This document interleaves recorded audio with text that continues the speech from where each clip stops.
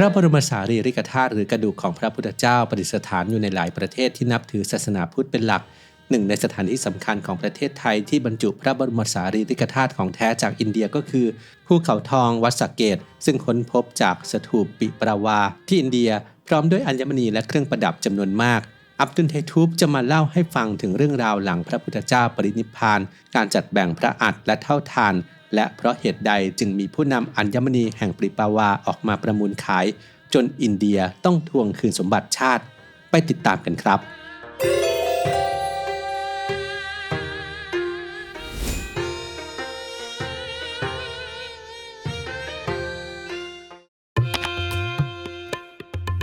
หลังพระสักยมุนีปรินิพพานเมื่อพระชนมายุ80พรรษาที่เมืองกุสิรานาราและมีการถวายพระเพลิงพระสรีระได้มีการแบ่งพระอัฐและเท่าฐานให้กับแคว้นต่างๆ8แคว้นซึ่งรวมถึงพระญาติในสักยวงศ์แห่งกรุงกบิลพัสต์ตามพุทธบัญญัติที่ทรงให้ไว้ก่อนจากโลกนี้ไปในเวลาต่อมาได้มีการสร้างสถูปขึ้นมา10แห่งเพื่อเป็นที่ระลึกและเพื่อเคารพบูชาโดยนอกจาก8แคว้นที่ได้รับพระบรมสารีริกธาตุจะสร้างสถูปขึ้นมาแล้วยังมีอีก2สถูปที่สร้างขึ้นเพื่อครอบเชิงตะกอนเผาร่างพระพุทธเจ้าและครอบภาชนะที่ใช้แบ่งพระธาตุทำให้มีสถูปทั้งหมดรวม10สถูปด้วยกันจากนั้นอีกกว่า200ปีต่อมาพระเจ้าอโศกมหาราชแห่งราชวงศ์โมริยะผู้ปกครองพื้นที่ส่วนใหญ่ในอนุทวีปอินเดียทรงเลื่อมใสในพุทธศาสนาจึงทรงมีบทบาทสำคัญในการทนุบำรุงศาสนาพุทธและเผยแผ่หลักคำสอนไปยังดินแดนต่างๆและพระองค์ยังทรงนำพระบรมสารีริกธาตุของพระพุทธเจ้าใน7สถูปมาจัดสรรใหม่และอัญเชิญไปประดิษฐานในวัดต่างๆและมีการสร้างสถูปเพิ่มเติมเพื่อบรรจุพระอัฐและพระธาตุที่ผ่านการจัดสรรใหม่โดยบางตำนานเล่าว่าทรงสร้างสถูปถึง 84,000 แห่งและนอกจากนี้ยังมีหลักฐานสำคัญคือเสาหินของพระเจ้าอโศกที่มีจารึกของพระองค์อยู่บนเสาที่ปรากฏอยู่ในบริเวณอินเดียตอนเหนือและตอนกลางตลอดจนบริเวณ4สังเวชนียสถานโดยปัจจุบันมีเสาหินหลงเหลืออยู่ประมาณ20ต้นเป็นหลักฐานเชื่อมโยงระหว่างความเชื่อประวัติศาสตร์และงานด้านโบราณคดี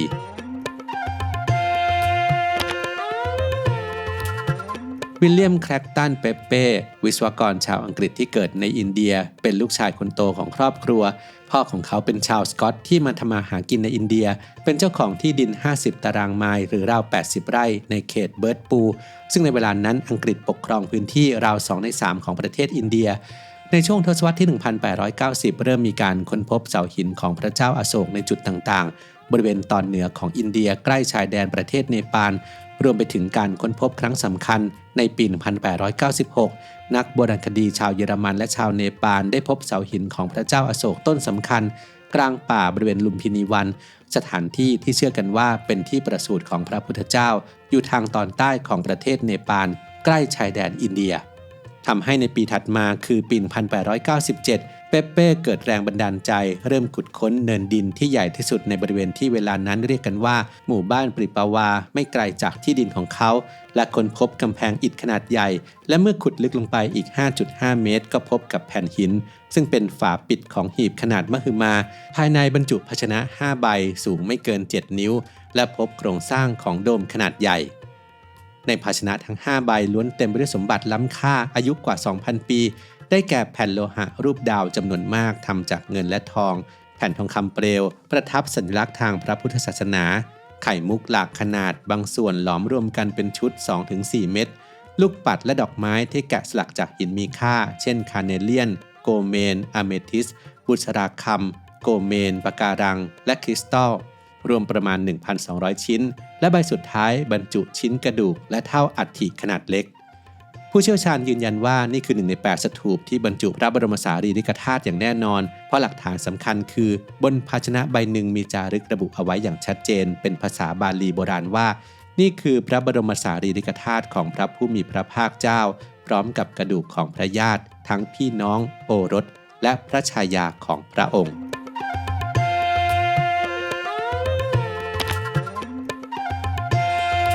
สถูปที่ซ่อนอยู่ในเนินดินปริปาวาที่เปเป้ค้นพบนี้อยู่ในเขตอำเภอสิทธารถานครซึ่งเป็นที่ตั้งของกรุงกบิลพัสต์ในสมัยโบราณปัจจุบันอยู่ในรัฐอุตตรประเทศของอินเดียและในเวลาต่อมามีการสรุปองค์ความรู้ทางโบราณคดีว่ามีการก่อสร้างสถูปนี้ซ้อนกัน3ชั้นหรือใช้เวลาสร้าง3ระยะในช่วงเวลาที่ต่างกัน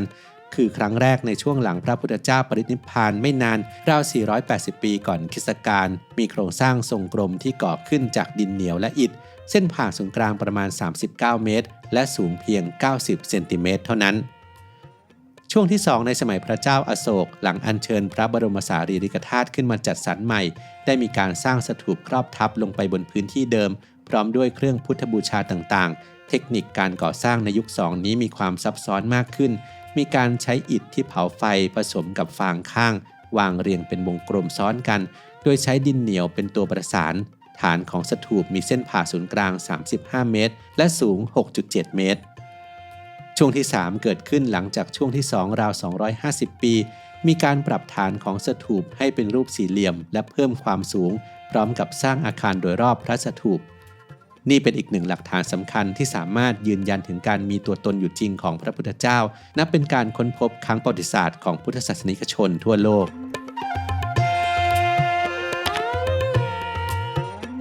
บุคคลสำคัญที่มีบทบาทในการอัญเชิญพระบรมสารีริกธาตุมายังประเทศไทยก็คือพระวรวงศ์เธอพระองค์เจ้าปิสดางชุมสายพระนัดดาหรือหลานปู่ของพระบาทสมเด็จพระนั่งเกล้าเจ้าอยู่หัวที่ในเวลานั้นบวชเป็นพระอยู่ที่ซีลอนหรือศรีลังกาและได้รับการเรียกขานว่าเจ้าชายพระหรือพระชินวรวงศ์ได้เดินทางไปประสานกับทางการอังกฤษผู้ปกครองอินเดีย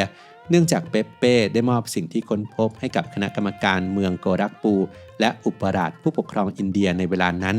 ในที่สุดจึงได้มีมติแบ่งพระอัฐิและอัญมณีให้กับ3ประเทศที่นับถือศาสนาพุทธเป็นหลักคือพม่าส่งไปยังเมืองมันดาเลย์และย่างกุ้งซีลอนส่งไปประดิษฐานในวัดต่างๆในเมืองอนุราชปุระแคนดี้และโคลัมโบและพระธาตุส่วนที่มีปริมาณมากที่สุดพร้อมกับอัญมณีจำนวนหนึ่งส่งมาให้สยามในปีพุทธศักราช 2442 หรือคริสต์ศักราช 1899 ในรัชสมัยพระบาทสมเด็จพระจุลจอมเกล้าเจ้าอยู่หัวโดยมีการนำไปบรรจุไว้ในบรมบรรพตหรือภูเขาทองวัดสะเกษซึ่งมีการเฉลิมฉลองอย่างยิ่งใหญ่ตลอดเส้นทางที่อัญเชิญพระธาตุจากภาคใต้มายังพระนครขณะเดียวกันเปปเป้ยังได้ส่งมอบ20พระธาตุและทองคำม้วน1ชิ้นให้กับเจ้าชายพระเพิ่มเติมตามที่ร้องขอมาภายหลังเพื่อนำไปให้ชาวพุทธในซีลอนได้บูชานอกเหนือจากที่ทางการจัดส่งให้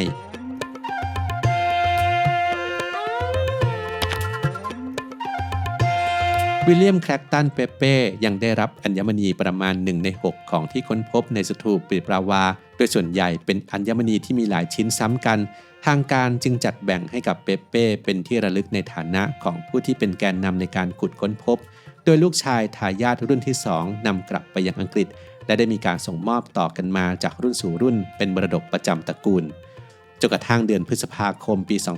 2025 คริสเปปเป้ซึ่งเป็นหลานของคุณทวดวิลเลียมแคลกตันเปปเป้ได้เตรียมนำอัญมณีรวมกว่า300ชิ้นที่ได้รับมาออกประมูลผ่านบริษัทประมูลชื่อดังซอธเทอร์บี้ในฮ่องกงโดยกำหนดราคาเริ่มต้นที่ 1.2 ล้านดอลลาร์สหรัฐหรือกว่า40 ล้านบาทสร้างความตื่นตะลึงให้กับผู้คนทั่วโลกด้วยเพราะเป็นอัญมณีที่มีค่ากับชาวพุทธและมีความเกี่ยวเนื่องกับองค์พระพุทธเจ้าที่ไม่มีใครเห็นมานานถึง127 ปีกำลังจะถูกขายทอดตลาดในราคาที่คาดกันว่าอาจจะสูงกว่าราคาเบื้องต้นที่กำหนดไว้ถึง10 เท่าร้อนถึงทางการอินเดียที่แม้ปัจจุบันจะไม่ได้นับถือศาสนาพุทธเป็นหลักแต่ก็ถือว่าเป็นมรดกทางศาสนาและวัฒนธรรมที่มีความสำคัญต่อประเทศและชาวพุทธกระทรวงวัฒนธรรมของอินเดียจึงได้ใช้คำสั่งทางกฎหมายสั่งยกเลิกการประมูลโดยในท้ายที่สุดกลุ่ม Godrej Industry บริษัทเอกชนชั้นนำของอินเดียได้ร่วมมือกับรัฐบาลขอซื้ออัญมณีเหล่านี้ไว้โดยไม่มีการเปิดเผยราคาอัญมณีล้ำค่าอายุกว่า 2,000 ปีจึงกลับคืนสู่ประเทศอินเดียพร้อมกับเอกสารอื่นๆทั้งภาพถ่ายบันทึกจดหมายโต้ตอบของวิลเลียมแคลกตันเปปเป้ที่เกี่ยวกับการขุดค้นในเรื่องนี้ซึ่งเป็นหลักฐานสำคัญและมรดกทางวัฒนธรรมอันทรงคุณค่าทางวิชาการเพื่อใช้ในการศึกษาต่อไป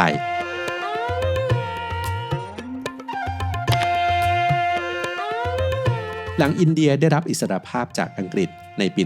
1971 มีการตั้งคณะสำรวจชุดใหม่นำโดยดร. K.M. ศรีวาสสัตวะนักวรรณคดีชื่อดังสำรวจบริเวณสถูปปิปราวาเพิ่มเติมและขุดลึกลงไปกว่าชั้นที่เปปเป้ขุดไว้เดิมและเข้าใจไปว่าเป็นฐานของสถูป